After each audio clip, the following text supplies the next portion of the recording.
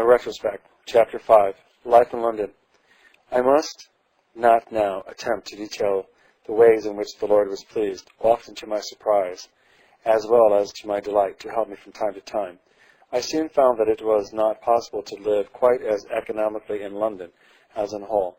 To lessen expenses, I shared a room with a cousin, 4 miles from the hospital, providing myself with board, and often various experiments I found that the most economical way was to live almost exclusively on brown bread and water. Thus, I was able to make the means that God gave me last as long as possible.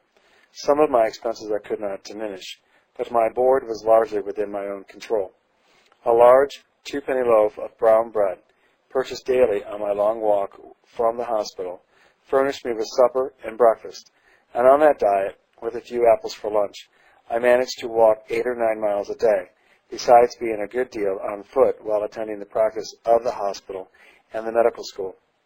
One incident that occurred just about this time I must refer to. The husband of my former landlady in Hull was chief officer on a ship that sailed from London, and by receiving his half-pay monthly and remitting it to her, I was able to save her the cost of a commission. This I had been doing for several months, when she wrote requesting that I would obtain the next payment as early as possible, as her rent was almost due, and she depended upon that sum to meet it.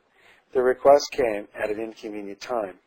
I was working hard for an examination in the hope of obtaining the scholarship that would be of service to me, and felt that I could ill afford the time to go during the busiest part of the day to the city to procure the money. I had, however, sufficiency of my own in hand to enable me to send the required sum. I made the remittance, therefore, proposing as soon as the examination was over to go and draw the regular allowance with which to refund myself. Before the time of examination, the medical school was closed for a day, on account of the funeral of the Duke of Wellington, and I had an opportunity of going at once to the office, which was situated in a street off Cheapside, and applying for the due amount. To my surprise and dismay, the clerk told me that he could not pay it, as the officer in question had run away from his ship and gone to the gold diggings. Well, I remarked, this is very inconvenient for me, as I have already advanced the money, and I know his wife will have no means of repaying it. The clerk said he was sorry, but could, of course, only act according to orders, so there was no help for me in that direction. A little more time and thought, however, brought the comforting conclusion to my mind that as I was dependent on the Lord for everything, and his means were not limited, it was a small matter to be sought, a little sooner or later, into the position of needing fresh supplies from him, and so the joy and peace were not long interfered with. Very soon after this, possibly the same evening, while sewing together some sheets of paper on which to take notes of the lectures, I accidentally pricked the first finger of my right hand, and in a few moments forgot all about it. The next day at the hospital I continued dissecting as before. The body was that of a person who had died of fever, and was more than usually disagreeable and dangerous. I need scarcely say that those of us who were at work upon it dissected with special care, knowing that the slightest scratch might cost us our lives. Before the morning was far advanced, I began to feel very weary, and while going through the surgical wards at noon, was obliged to run out, being suddenly very sick, a most unusual circumstance with me, as I took but little food and nothing that could disagree with me. After feeling faint for some time, a draught of cold water revived me, and I was able to rejoin the students.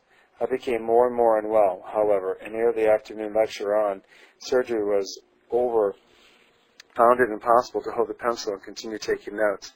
By the time the next lecture was through, my whole arm and right side were full of severe pain, and I was both looking and feeling very ill.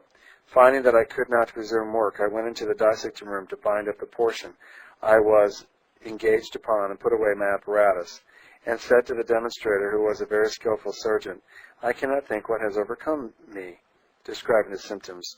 "Why," he said, "what has happened is clear enough. You must have cut yourself in dissecting, and you know that this is a case of malignant fever." I assured him that I had been most careful, and was quite certain that I had no cut or scratch. "Well," he replied, "you certainly must have had one," and he very closely scrutinized my hand to find it, but in vain.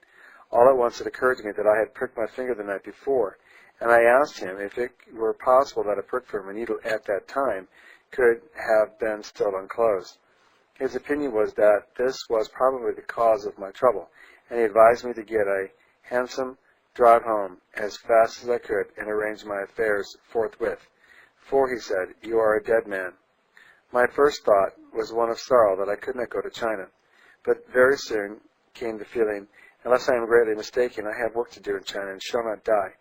I was glad, however, to take the opportunity of speaking to my medical friend, who was a confirmed skeptic as to the things spiritual, of the joy that the prospect of perhaps soon being with my master gave me, telling him at the same time that I did not think I should die, as unless I were much mistaken, I had work to do in China, and if so, however severe the struggle, I must be brought through.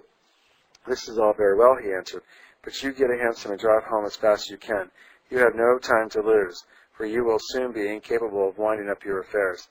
I smiled a little at the idea of my driving home in a hansom, for by this time my means were too exhausted to allow of such a proceeding, and I set out to walk the distance if possible. Before long, however, my strength gave way, and I felt it was no use to attempt to reach home by walking. Availing myself to an omnibus from Whitechapel Church to Farthingdon Street, and another from Farthingdon Street onwards, I reached, in great suffering, the neighborhood of Soho Square, behind which I lived.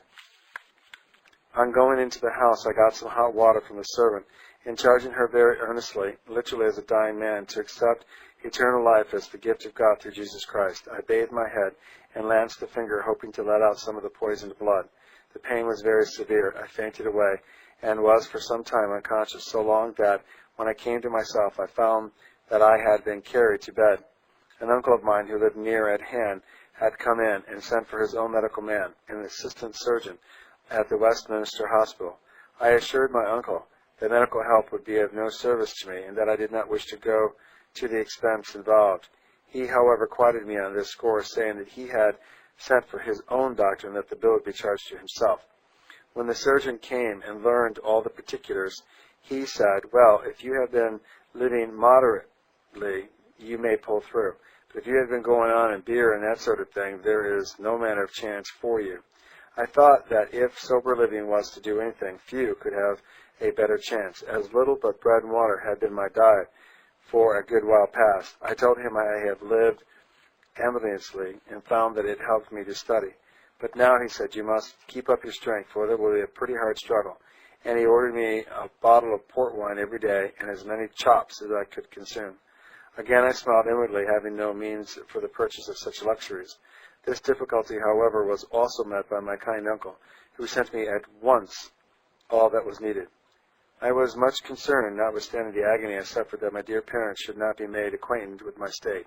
Thought and prayer had satisfied me that I was not going to die, but that there was indeed a work for me to do in China.